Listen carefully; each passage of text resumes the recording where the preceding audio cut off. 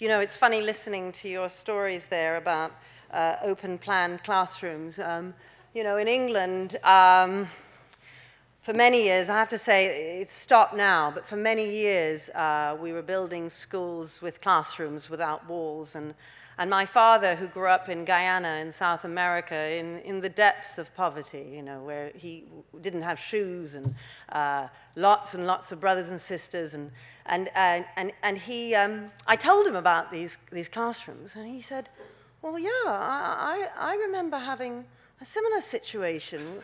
We used to have to put sheets up to divide up the classes, except the big difference is that we were spending £35 million on these buildings, or 70 million New Zealand dollars on these buildings, whereas for my poor father and his classmates, it was because they couldn't afford the walls that they didn't have them.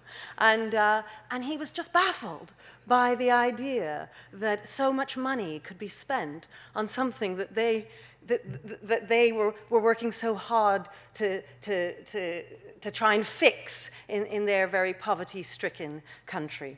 So I'm here to tell you about Michaela. And Roger's already done a great job, actually, of telling you lots about it. The big thing at Michaela, I think, are our values. And at Michaela, what we always say to the children is we do what is right, even when it's difficult, especially when it's difficult. And the last 8 years have been difficult. And that's when you have to dig deep. And I want you all to think about that here, because you have a difficult journey ahead of you. You've got to dig deep and find resolve you never knew you had. You know, I want to thank the New Zealand Initiative, you know, Roger and Oliver and Chelsea, and, you know, for inviting me here to Auckland to speak to you. You know, I was just saying this afternoon that Auckland could easily win the prize for the most beautiful city in the world with your volcanoes and your islands and the water and the bridges and the boulevards. And of course, I was born here, so, you know, in many ways, I feel I've come home. And I particularly want to thank Briar Lipson for doing such a fantastic job of organizing my visit here. You know, when I spoke to her a couple of months ago, asking about the plans for my visit, she said, well, you know, Catherine, I'm pregnant, and next Friday is my last day at work, but everything's organized. I have my husband and my mother-in-law, and they're booked on flights, and if baby comes on time, we'll be there with baby watching. You do your thing. And I have to say, baby is there, and mother-in-law and husband are here, and I just saw husband giving baby a bottle out there, and I was inspired by her determination. And she said that when months before, when she'd told everyone here that she was pregnant, there had been some initial discussions about altering plans. And Briar told everyone that she knew what I would say if I'd been facing the same situation, and that I would have said that the show must go on, and that nothing should stop us from doing what has to be done. And she's right. Even when it's difficult, especially when it's difficult, you just keep going. And so, as I said, I was born here in Auckland, and my mother and father lived in Parnell in 1973, when I was born. And my father had a fellowship at the University of Auckland. And I can only imagine how hard it must have been for my mother, so far away from her own mother and father and other family, having her first child. But she dug deep, and she kept on going. My mother used to take me to the Rose Garden in Parnell, so I went there earlier this week to see it, and also the National Women's Hospital where I was born. And as was mentioned earlier by Oliver, I was named after Catherine Mansfield, and my middle name is Moana. So my parents thought to give me a Maori name because they felt a certain affinity with the Maori people, as they knew what it was like to be an ethnic minority. So my name is all about New Zealand. I left Auckland at the age of 6 months and then spent the next 15... I know. I spent the next 15 years of my life growing up in Toronto in Canada. And before New Zealand, like many West Indians, so my father, as I said, is Guyanese, my mother is Jamaican. They spent some years in the mother country in Britain, and then they moved to Canada. They returned to England when I was 15 years old, and I have been there ever since. So Michaela opened in 2014, as we were saying earlier, 120 Year 7s. We now have 480 pupils, Year 7 to 10. Every year we take in another 120. And that means next year we'll have our first GCSE O-level results in August 2019, and our first entrance to university in 2021. We're an inner city. I wanted to show you that video because we're an inner city school in terms of intake, and I wanted you to get a sense of that by watching that. You know, some very challenging children from a variety of multicultural backgrounds. You know, we're like one of those inner city schools that you might see in Hollywood films, surrounded by gangs. I mean, I'm not exaggerating, where young men show up outside school on bicycles, masked, looking for some of our boys, carrying knives. This is a normal occurrence. But within our school walls, with our children, you would have no idea that they come from such challenging backgrounds. And that is, I believe, because we offer our children a quality of education that does not expect less of them because they are from the inner city. We don't make them learn things that are relevant to their lives. We don't have them learning things that are more engaging through play and fun.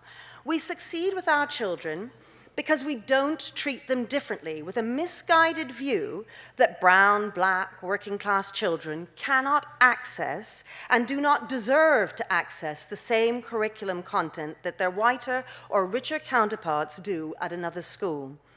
In the UK, we spend £90 billion on our education system. At the start of our book, we've got a book called The Michaela Way. It's the battle hymn of tiger teachers is what we call it. There's a quote by Victor Hugo. "Nothing is more powerful than an idea whose time has come." And it is my belief that while more money is always nice, and it's always very nice, what is even more important in changing education is changing the ideas within the education system. If we change the ideas, we'll get the success we want. So Michaela's a free school, like your partnership schools here in New Zealand. It took us 3 years to set up Michaela because we had a number of detractors protesting with placards outside. I mean, imagine, you know, you're opening up a school. I kept saying, you know, it's like we're building a nuclear bomb or something. I mean, we're just setting up a school, but there they were with their placards. They would scupper our plans for buildings. They did all sorts of things to stop us from opening. They would hand out flyers to parents saying that the only reason we'd been given the go-ahead for the school was because I was best friends with the Prime Minister, David Cameron. And to tell you the truth, I think that lie, and it was a lie, it helped us really rather than hindering us because the families were really impressed with the fact that I apparently knew the Prime Minister. So why did they hate us so much? Well, free schools were very unpopular with the teaching profession, so not unlike how partnership schools are viewed here. I naively gave this speech in 2010 at the Conservative Party conference, and it got me to a lot of hot water. I condemned the state of education in Britain as I saw it then, and eventually I ended up without a job and was told by many people that I would never work in state education ever again, because what I'd done was unthinkable. So times were hard. The thing I loved most in the world was my job. I've never understood the expression, "those who can't teach." Teaching was always the most thrilling thing, shaping children's minds, helping them to create their futures. I thought about the private sector for a bit. I did, and while I have nothing against the private sector, and I'm glad there are private schools, and I've visited a number of them and learned a lot from them, I wasn't sure it was for me. I love working with kids from either disadvantaged or challenging backgrounds, and it's also what I'm good at. So I didn't know what to do. I just wanted to be a teacher. And I'm not a fan of bureaucracy and red tape, but in the end, I realized that the only way that I'd be able to work with the kids I love was if I set up my own school. So I went to it. Nowadays, people who are interested in setting up a free school, they ask me for advice often, and they wonder how I kept going for so long. And looking back now, it makes a nice story. We struggled for 3 years, but eventually we opened our school, and now look how wonderful it is. But at the time, we had no idea that we were going to succeed. There have been many other free schools that have tried to set up and failed. I have known some of these people personally, and sadly, they just never got there.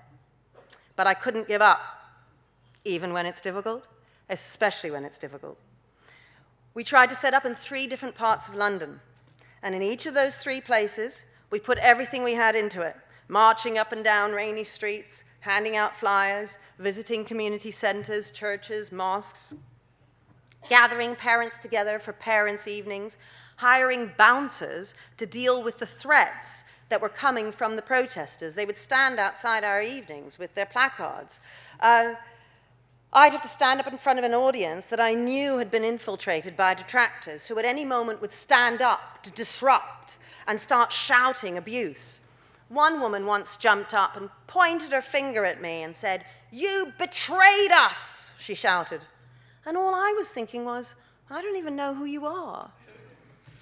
So those 3 years setting up were tough. And even once we'd opened, detractors would protest outside, right? And the children would have to go, arrive in the morning, leave in the evenings, and the protesters were there. They even broke into our school at night. They would hand out flyers to our year 7s saying that the building was a health and safety hazard and that we were endangering them. And you can imagine the fallout with parents over that. But we just kept on going. There's something about helping to paint your own school that makes it yours. I was pushing the bins out and answering the phones with, "Michaela Community School, how can I help?"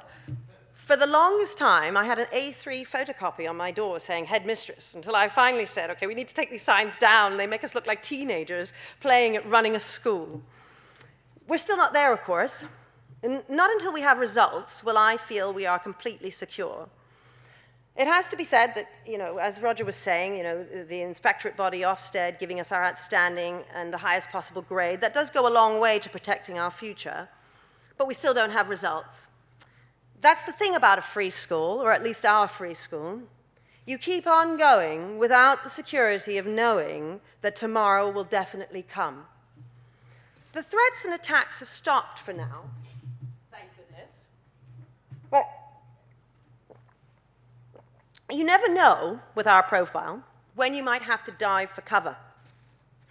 Nowadays, it's not our free school status that upsets people, and many have long forgotten that speech of mine in 2010. It's what Michaela stands for that some don't like. We are what one would call traditional. We stand in the face of progressivism, which is very seductive. Ken Robinson's video on YouTube does a great job of explaining progressive thinking in education, and it has over 5 million views. When we were setting up our school, my own governors, all sensible people, all committed to the cause of trying to transform the lives of children in the inner city. They were helping me out on the streets, giving out those flyers and so on, going into hairdressers. And one of them came up to me and she said, "But I've seen this video by Ken Robinson and I don't understand." So I sent it to all my governors. And they all looked at me like cocker spaniels. "How can this be, Katharine? What Ken Robinson says, it just seems so right." Except that it's all completely wrong, right? It's just all wrong. The progressives say that learning is boring, so we have to make it relevant to kids by making it fun and entertaining. But that necessarily means dumbing things down. The simple fact is that subjects themselves are intrinsically interesting. Do we think that when chemists go to the lab to work, they feel miserable because they know that they'll be bored by chemistry that they do all day? No, of course not. They love chemistry. And why do they love it? Because they know lots about it. Knowledge of something makes that something interesting. I have to say that I worry about the content of the New Zealand school curriculum. You talk about learning areas instead of subjects, and key competencies instead of content. And I see the same themes that plagued the old curriculum in England. Michael Gove, Education Secretary from 2010 to 2014, changed that for us. This is why it's so important for those of you with political power to thoroughly understand the education debate and give everything you've got to changing it for the better. Because if you don't, all of your children will suffer. And in particular, the poorest will suffer because they don't have the backgrounds filled with tutors and parental support. They don't have dinner table talk every evening, which involves the politics of the day, skimming over geography, history, science, without those in conversation even realizing that that's what they're doing. Education is the future of any civilization. And those of you who can help your schools secure your country's future have a duty to do what is right, even when it's difficult, especially when it's difficult. Before 2010 in England, the debate around knowledge versus skills didn't exist. Skills teaching was all that existed, except in the closed classrooms of rare teachers like Michaela, the woman, who we named the school after, and who died of cancer in 2011. Nowadays, thanks to the revolution started by Gove, just one man, there are a small number of teachers fighting for change in the UK. Without the political explosion that happened when Gove was in position, Michaela would not exist. Without the New Schools Network, our free school and all the others would not exist. Your equivalent, now let me see if I say this correctly, Etapuria, something, there we go, needs political backing and financial support if your partnership schools are to succeed and if you are to have any more of them.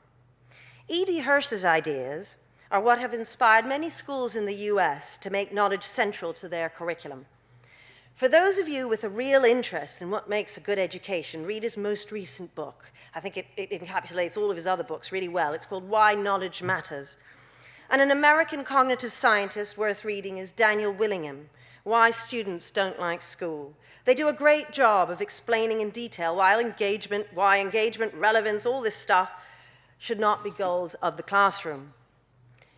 When learning knowledge is not the goal, and when memory has been abandoned as a concept because of a romantic belief that pupils should simply discover thinking for themselves, children who cannot access that knowledge at home will suffer the most. In the schools where I worked over my long career, often pupils didn't know who Churchill was. You know, Winston Churchill? There was this insurance advertisement on the television at the time with this dog called Churchill, and so the pupils who weren't in the top set used to think that Churchill was a dog. And who were these pupils? The poorer ones, the ones who couldn't afford books at home. The saddest thing about the progressive movement is that it hurts the very people it wants to help. So why are these people uncomfortable about teaching a body of knowledge? Often people are uncomfortable about the knowledge itself. What should that body of knowledge be? Who are we to say that Shakespeare is better than Benjamin Zephaniah, so he's a modern black British author?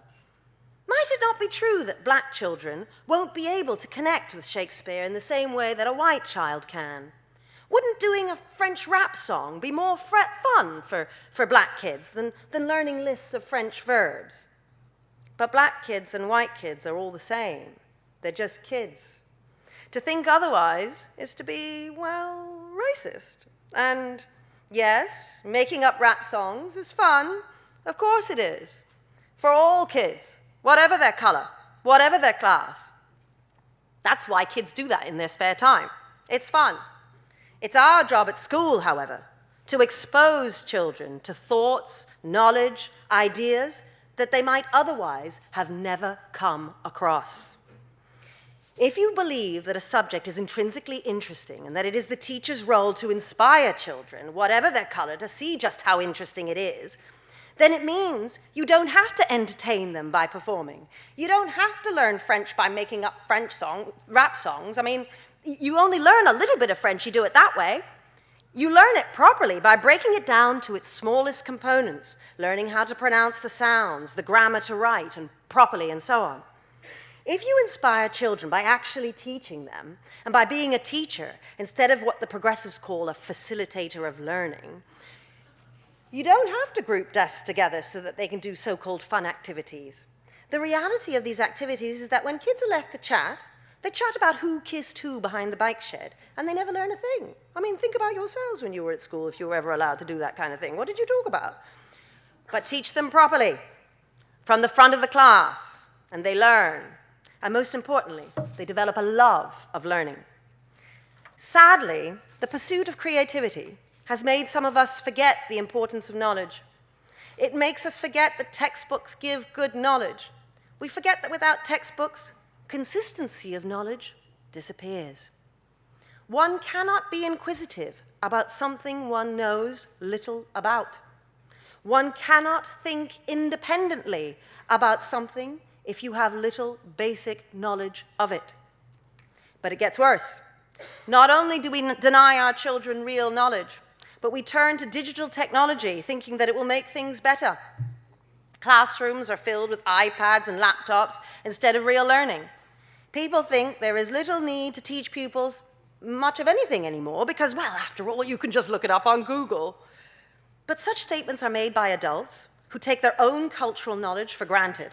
One cannot use Google successfully without knowing lots, so that you can quickly sift through the relevant and irrelevant information to find what you want. iPads may be fun, and you know, some learning can take place with them, but so often they are used because they are entertaining and they tick the technology box instead of really useful learning happening in the classroom. Teachers at Michaela, they stand at the front of the class and they teach. Every day at Michaela, we get 5 to 8 teachers visiting, often deputy heads and heads themselves, wanting to take something from our school. So I know that people know, they believe that what we're doing is interesting. Just as we have benefited from visiting other schools and nicking ideas from them, others nick ideas from us. Visitors often find our behavior system of no excuses interesting. You know, I was on the radio several times today, and every time they were saying, oh, you're Britain's strictest teacher. That's what they would always introduce me as. And people love this idea of strictest school and strictest teacher. We believe that our no excuses system means the most vulnerable children at the school, those who have either unsupportive or ineffectual parents, poor parents, that we are effectively supporting them through the school. The result is happy, confident, kind young people. All of our visiting teachers comment on how resilient and kind our pupils are. They always want to know the secret, but we believe the secret is simple. Expect a lot of children and they will rise to the standards you demand. We insist that pupils take personal responsibility. We also teach the pupils kindness and gratitude. You saw a bit of that in the video. Our motto is work hard, be kind. We want our pupils to do both. At lunch, we have them stand to give appreciations publicly, as you saw. We do this both to give them the chance to speak publicly and practice speaking to a large group, so they'll practice to 200 other children and they can stand up and speak. But we also want to get them used to feeling gratitude. Some say that gratitude shouldn't be taught, but with a 4-year-old, you insist that they need to say thank you before giving them the chocolate. Well, we don't believe it's any different with a 12-year-old. So I have a personal dog in this fight. I started at New College, Oxford, at Oxford University in 1991, so a very long time ago, and I didn't really belong there. I didn't have the kind of education that my counterparts had, so I struggled to fit in. And last year, New College, my college, invited me back to give a talk at one of their outreach conferences for teachers. The conference was to encourage and inform teachers of the Oxford admissions process so as to widen access and encourage more pupils with a state school background to apply. And I explained to the audience how strange it was for me to be speaking there because, you know, I was so out of place at Oxford and I never found a way to fit in. And when I finally finished there, after my finals, the exams, I packed up all of my things and rode my bike to the train station, bought a one-way ticket to London, and didn't go back for 10 years. I might never have gone back had I not been inspired by the pupils I worked with and colleagues, and all of us doing what we could do to widen access to Oxbridge. And so I took pupils to Oxford to inspire them and to encourage them to apply. And you'll be pleased to know that 10 years after my departure, when I looked outside the train station, my bike was no longer there. So the ghosts were gone. It was finally time for me to help children, not that different from me, to get into one of the most extraordinary universities in the world. And so I did, and pupils got in. But our sights at Michaela are grander than that. We don't just want them to get in.